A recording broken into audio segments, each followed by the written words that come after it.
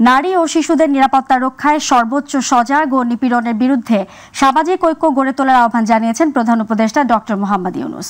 তিনি বলেন, নারী বিদ্বেষী ও নারীর প্রতি সহিংসতা সৃষ্টির চেষ্টাকারীদের সবাইকে সাথে নিয়ে প্রতিহত করা হবে। আন্তর্জাতিক নারী দিবস উপলক্ষে 5 অদম্য নারী ও বাংলাদেশ নারী ক্রিকেট দলকে বিশেষ সম্মাননা প্রদানের পর তিনি এসব কথা বলেন। আতিকুর রহমান তিতাসের রিপোর্ট। আন্তর্জাতিক নারী দিবস উপলক্ষে অদম্য নারী পুরস্কার তুলে দিলেন প্রধান উপদেষ্টা প্রফেসর মোহাম্মদ ইউনূস। সকালের ওসমানী স্মৃতি মিলনায়তনে আয়োজিত অনুষ্ঠানে তিনি এ পুরস্কার তুলে দেন। পুরস্কারপ্রাপ্ত নারীরা হলেন অর্থনীতিতে অবদানে শরীফা সুলতানা, শিক্ষা ও চাকরিতে অবদানে হালিমা বেগম, সফল জননী নারী মেরিনা বেসরা, জীবন সংগ্রামে জয়ী নারী লিপি বেগম, সমাজ উন্নয়নে অসামান্য অবদানে মোহাম্মদ তুহিন, বিশেষ বিবেচনায় বাংলাদেশ নারী ক্রিকেট দল। পরে প্রধান উপদেষ্টা বলেন, নারী ও শিশুদের নিরাপত্তা রক্ষায় সর্বোচ্চ সজাগ ও নিপীড়নের বিরুদ্ধে সামাজিক ঐক্য গড়ে তুলতে হবে। নারী ও শিশুদের নিরাপত্তা রক্ষায় সর্বোচ্চ সজাগ থাকুন, নিপীড়নের বিরুদ্ধে সামাজিক ঐক্য গড়ে তুলুন, একে অন্যের পাশে দাঁড়ান, একটি সুন্দর শান্তিপূর্ণ সমাজ গড়তে সরকারকে সহযোগিতা করুন। ডক্টর ইউনূস বলেন, সম্প্রতি নারীদের উপর হামলার ঘটনা নতুন বাংলাদেশের সঙ্গে সম্পূর্ণ বিপরীত। নারীদের অংশগ্রহণ ও তাদের অধিকার নিশ্চিত করা ছাড়া তা সম্ভব হবে না। এই অধিকার প্রতিষ্ঠার জন্য নারীদের সাথে পুরুষদেরও সহযোদ্ধা হিসেবে দাঁড়াতে হবে। সমাজে নারীদের ন্যায্য স্থান প্রতিষ্ঠার জন্য পুরুষদেরকে উৎসাহী প্রতিযোগীরায় এগিয়ে আসার জন্য আহ্বান জানাচ্ছি। পতিত স্বৈরাচার দেশে নৈরাজ্য সৃষ্টি করতে বিপুল পরিমাণ অর্থ বিনিয়োগ করছে উল্লেখ করে ডক্টর ইউনূস বলেন, নারীর প্রতি সহিংসতা সৃষ্টির যে চেষ্টা তা সবাইকে সাথে নিয়ে প্রতিহত করা হবে। পতিত স্বৈরাচার দেশে নৈরাজ্য সৃষ্টি করতে বিপুল পরিমাণ অর্থ বিনিয়োগ করে যাচ্ছে। আমাদেরকে এখন ততটাই সতর্ক থাকতে হবে যেমনটা আমরা যুদ্ধের মতো পরিস্থিতিতে আছি। বৈষম্যহীন সুন্দর বাংলাদেশ গড়তে হলে নারীর পাশে দাঁড়ানোর, তাদেরকে সমর্থন জানানোর কোনো বিকল্প নাই। আমাদের সমাজে নারীকে খাটো করে দেখার এই দৃষ্টিভঙ্গি পাল্টাতে হবে। আতিকুর রহমান তিতাস, মাই টিভি। আন্তরিক ধন্যবাদ। জুলাই আগস্ট গণ অভ্যুত্থানে নারীরা যেভাবে রাস্তায় নেমে ফ্যাসিস্ট হাসিনাকে উৎখাত করেছিল, সে অর্থে দেশের নারী সমাজের আশা আকাঙ্ক্ষার প্রতিফলন ঘটেনি, বরং জুলাই আন্দোলন পরবর্তী নারীরাই বেশি বৈষম্যের শিকার হয়েছে বলে মন্তব্য করেছেন বিভিন্ন নারী সংগঠনের নেতৃবৃন্দ। সকালে রাজধানীর বিশ্ব সাহিত্য কেন্দ্রে বিশ্ব নারী দিবসের একমত বিনিময় সভায় তারা এ মন্তব্য করেন। আর নারী অধিকার প্রতিষ্ঠায় সমাজের সর্বক্ষেত্রে নারীদের শক্তিশালীভাবে সক্রিয় থাকার আহ্বান জানান গণতান্ত্রিক অধিকার কমিটির সদস্য আনু মোহাম্মদ। জাহিদ আহমেদ বাবুর রিপোর্ট। এ বিশ্বে যা কিছু মহান সৃষ্টি, যা কিছু কল্যাণকর, অর্ধেক তার করিয়াছে নারী, অর্ধেক তার নর। জাগরণের কবির এই অবিনাশী চরণটি চিরসত্য হলেও থেমে নেই ঘরে বাইরে নারীর প্রতি সহিংসতা ও অমানবিক নির্যাতন। আর তাই নারী সংহতির 20তম প্রতিষ্ঠা বার্ষিকী ও বিশ্ব নারী দিবসের মতবিনিময় সভায় এমন বাস্তবতা তুলে ধরেন দেশের বিভিন্ন নারী সংগঠনের নেতৃবৃন্দ। এই আশঙ্কা থেকে দেখলাম যে জুলাই আন্দোলনের পরে নারীদেরকে আসলে স্বীকৃতিটা জোর করে আদায় করতে হয়েছে।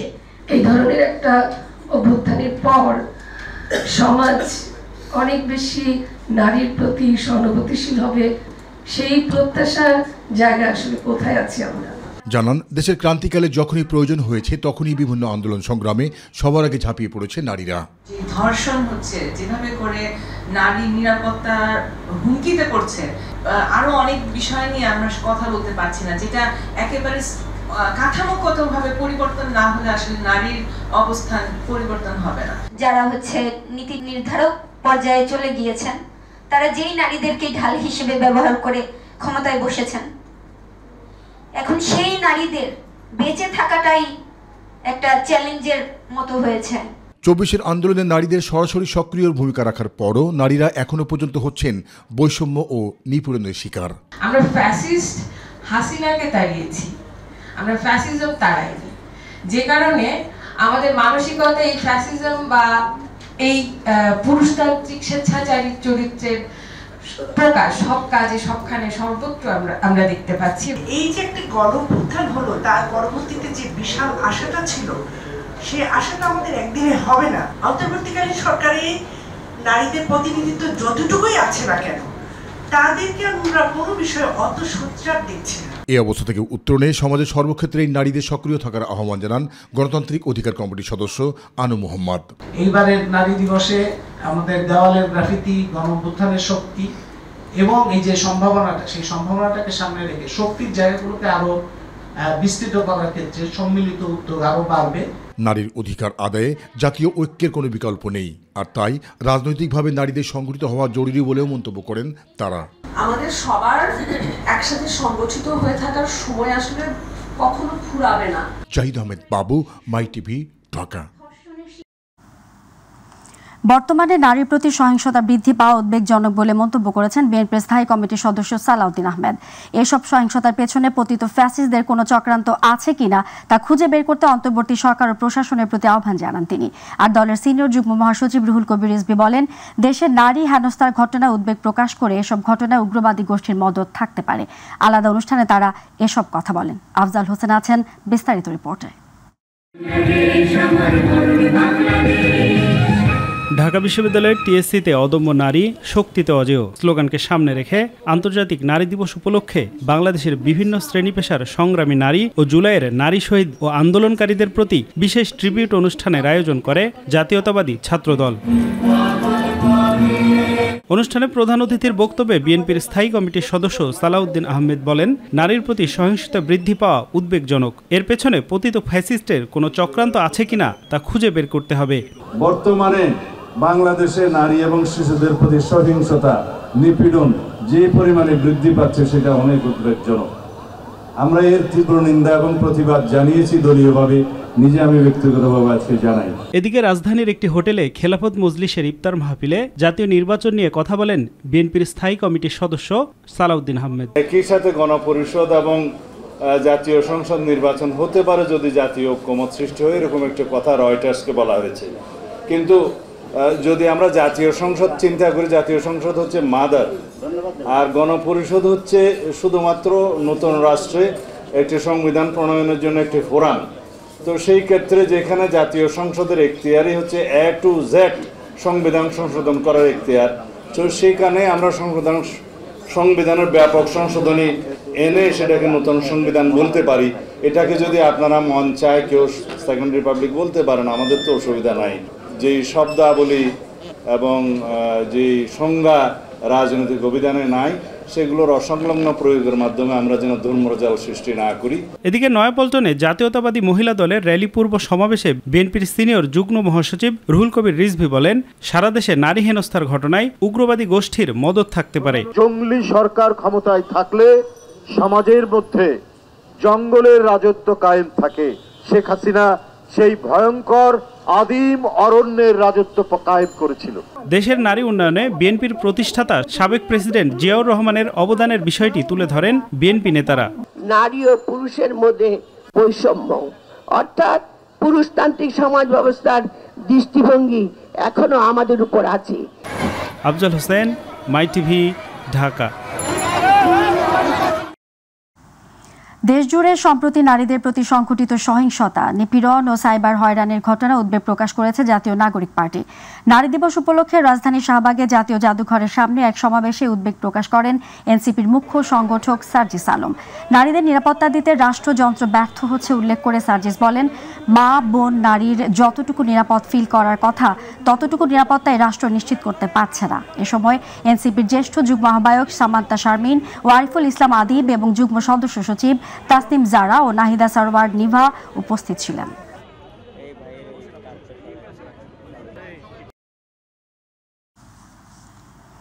নারীদের নিরাপত্তা বিঘ্নিত করার কোনো রকম চেষ্টা করলে সরকার ছাড় দেবে না বলে জানিয়েছেন যুব ও ক্রীড়া মন্ত্রণালয় এবং স্থানীয় সরকার, পল্লী উন্নয়ন ও সমবায় মন্ত্রণালয়ের উপদেষ্টা আসিফ মাহমুদ সজীব ভুঁইয়া।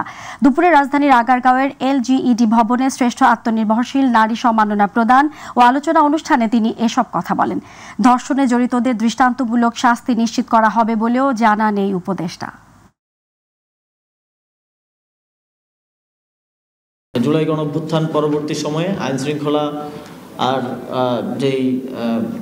আইনশৃঙ্খলার যেই পরিস্থিতি, তার কারণে বিভিন্ন মহল বিভিন্ন ধরনের সুযোগ নেওয়ার চেষ্টা করছে এবং অনেকেই ধর্মকে ব্যবহার করে নারীদেরকে নিচু করে দেখানোর এবং হ্যারাসমেন্ট করার মতো ঘটনা ইতিপূর্বে ঘটেছে। আমাদের নারীদের নিরাপত্তা বিঘ্নিত করার কোনো প্রকার ষড়যন্ত্র কিংবা চেষ্টা যে কোনো মহল থেকে হলে সেটাকে কঠোর হস্তে দমন করা হবে।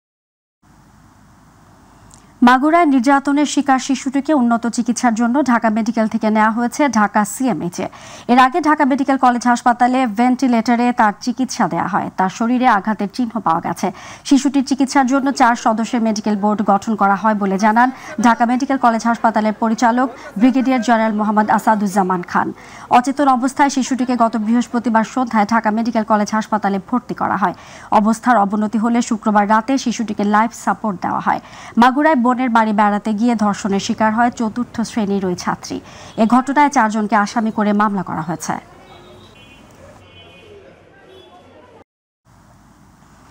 রাজধানীর বনশ্রীতে ব্যবসায়ীকে গুলি করে স্বর্ণ ডাকাতির ঘটনায় 6 জনকে গ্রেফতার করেছে গোয়েন্দা পুলিশ।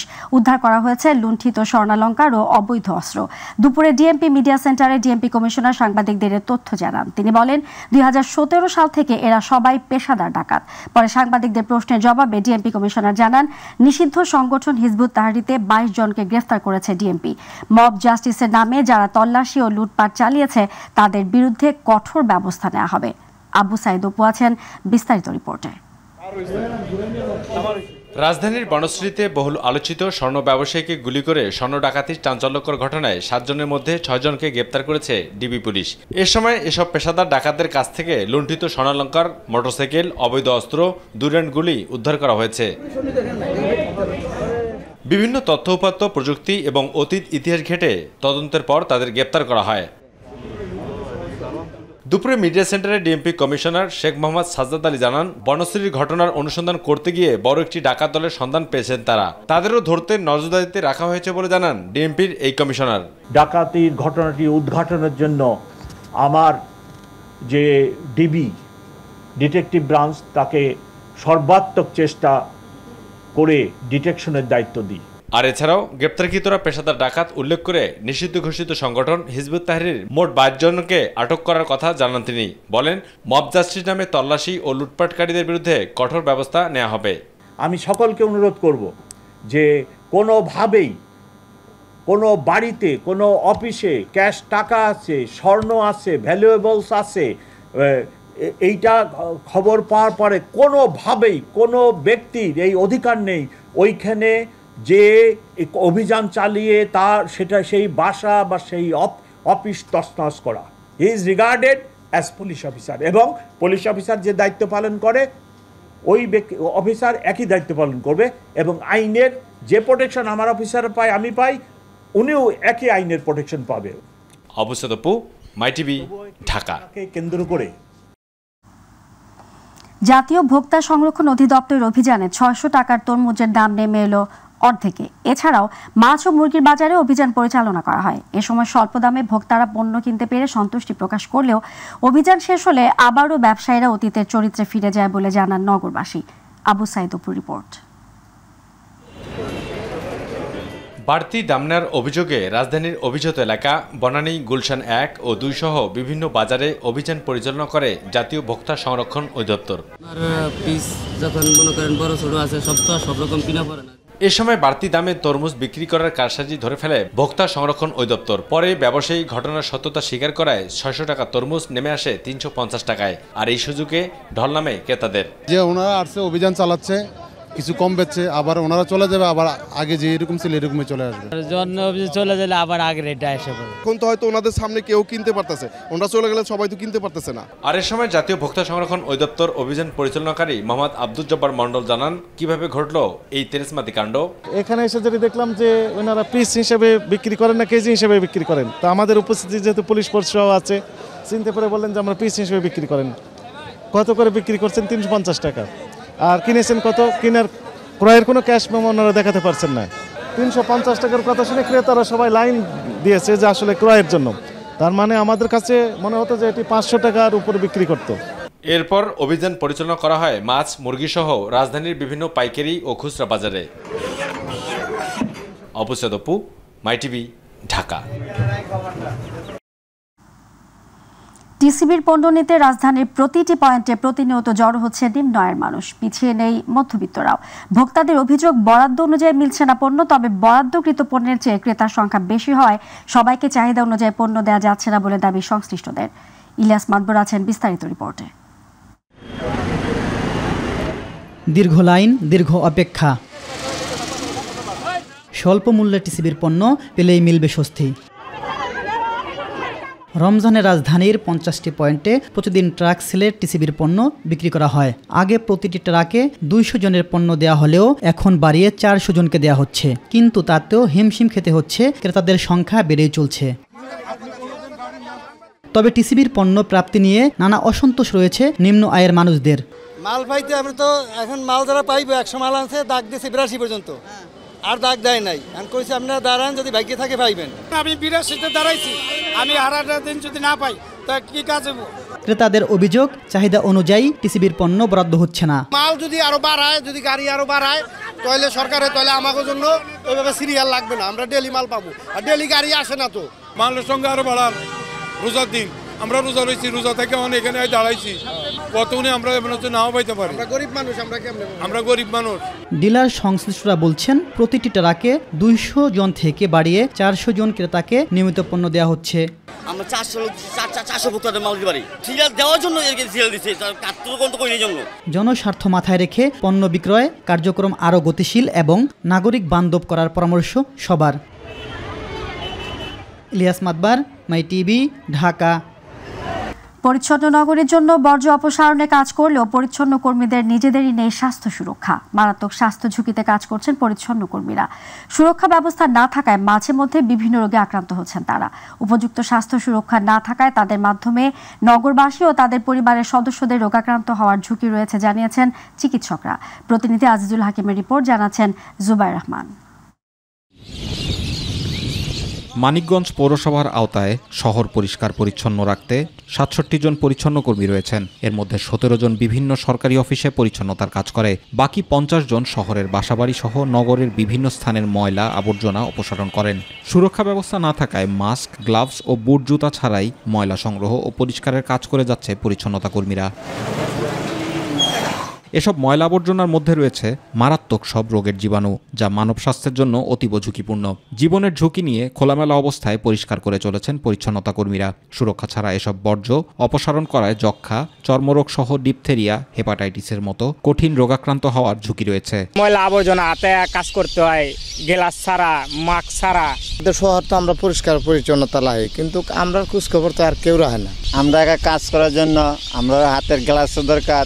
পরিচ্ছন্ন কর্মীদের স্বাস্থ্য সুরক্ষা নিশ্চিতের দাবি জানিয়েছেন সচেতন নাগরিকরা।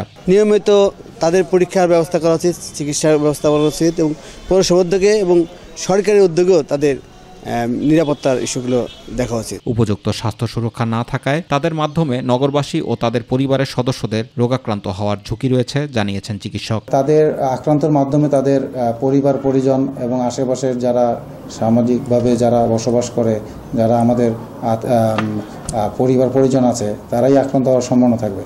স্বাস্থ্য সুরক্ষার বিষয়ে পরিচ্ছন্নতা কর্মীদের আরও সতর্ক হওয়া উচিত বলে মনে করেন পৌর কর্তৃপক্ষ। পরিচ্ছন্নতা কর্মী যারা আছে তাদেরকে স্বাস্থ্য সুরক্ষাটা আসলে এটা আমাদের একটা মেজর ম্যান্ডেট বলা যায়। তাদের সচেতনতা ইম্পর্টেন্ট। তো এই বিষয়ে আমাদের যেমন একটু আমরা গুরুত্ব আরোপ করবো, তাদেরকে একটু এগিয়ে আসতে হবে। নগরীর বর্জ্য অপসারণ কাজে নিয়োজিত পরিচ্ছন্নতা কর্মীদের স্বাস্থ্য সুরক্ষায় কর্তৃপক্ষ যথাযথ উদ্যোগ গ্রহণ করবে, এমনটাই প্রত্যাশা সকলের। জুবাইর রহমান, মাই টিভি নিউজ। চট্টগ্রামের জলাবদ্ধতার সমাধান খুঁজতে প্রধান উপদেষ্টা ডক্টর মোহাম্মদ ইউনূস বিশেষ দায়িত্ব দিয়েছিলেন 4 উপদেষ্টাকে। গত 19 জানুয়ারি সরজমিনে তারা খাল পরিদর্শন করে 11টি কর্মপরিকল্পনা নির্ধারণ করে 4 মাসের মধ্যে দৃশ্যমান উন্নয়নের সময় বেঁধে দেয় প্রকল্প সংশ্লিষ্টদের। পরে বেশ কয়েক দফা নানা উপদেষ্টারা খাল পরিদর্শন করে কাজের তদারকি করলেও 1.5 মাস পর আবারও চট্টগ্রাম আসেন বিদ্যুৎ, জ্বালানি ও খনিজ সম্পদ উপদেষ্টা মোহাম্মদ ফাউজুল কবির খান। বিকেলে আগ্রাবাদের মহেশ খালের খনন কাজের উদ্বোধন করে উপদেষ্টা বলেন, দ্রুত সময়ের মধ্যে জলাবদ্ধতা নিরসন করতে হবে। বিদ্যুৎ সাশ্রয়ে জনগণের সহায়তা চান তিনি।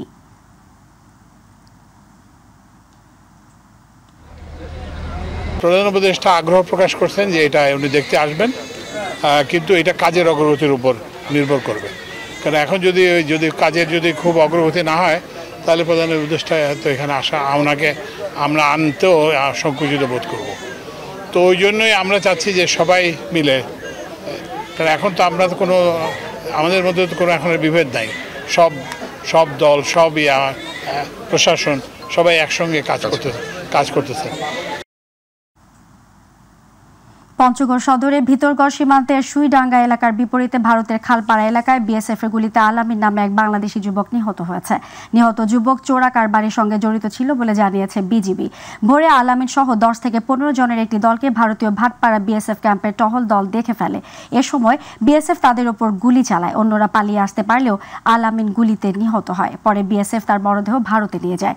খবর পেয়ে সকালে ভারতের 46 বিএসএফ ব্যাটালিয়নের অধিনায়কের সঙ্গে পতাকা বৈঠক করে বিজিবি। পতাকা বৈঠকে ঘটনায় কড়া প্রতিবাদ জানিয়ে মরদেহ ফেরতের আহ্বান জানানো হয়। মাদারীপুরের খোয়াজপুরে অবৈধ বালু ব্যবসা নিয়ন্ত্রণ ও আধিপত্য বিস্তারের বিরোধ নিয়ে দুই পক্ষের সংঘর্ষে 2 ভাই নিহত হয়েছে। আহত হয়েছে আরও অন্তত 8 জন। এদের মধ্যে 3 জনকে উন্নত চিকিৎসার জন্য ঢাকা মেডিকেল কলেজ ও হাসপাতালে পাঠানো হয়েছে। এদিকে এই ঘটনার সময় নিহতদের বাড়ির বেশ কয়েকটি ঘরে অগ্নিসংযোগ করা হয়। এলাকার পরিস্থিতি নিয়ন্ত্রণে রাখতে পুলিশ ও সেনাবাহিনীর সদস্যদের মোতায়েন করা হয়েছে বলে জানিয়েছে পুলিশ। এই ঘটনায় পুলিশ অভিযান চালিয়ে 2 জনকে আটক করেছে।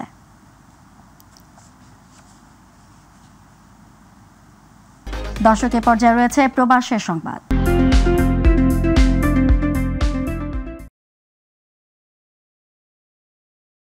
রহমানের 18তম কারাবরণ দিবস উপলক্ষে মালয়েশিয়া বিএনপি ও তার অঙ্গ সংগঠনের উদ্যোগে ইফতার ও দোয়া মাহফিল অনুষ্ঠিত হয়েছে। শুক্রবার কুয়ালালামপুর হোটেল বাঙ্গুনান গীতা আসলি বলরুমে এ সভা অনুষ্ঠিত হয়েছে। মালয়েশিয়া বিএনপি সভাপতি প্রকৌশলী বাদলুর রহমান খানের সভাপতিত্বে সঞ্চালনা করেন সাংগঠনিক সম্পাদক মির্জা সালাউদ্দিন।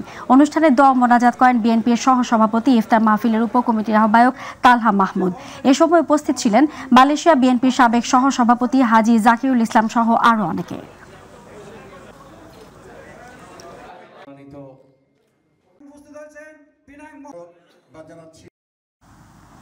বাংলাদেশ জাতীয়তাবাদী দল বিএনপির ভাইস চেয়ারম্যান সাবেক মন্ত্রী মরহুম আব্দুল্লাহ আল নোমানের স্মরণে মক্কা প্রাদেশিক বিএনপির আয়োজনে শোক সভা, ইফতার ও দোয়া মাহফিল সহ আলোচনা সভা অনুষ্ঠিত হয়েছে।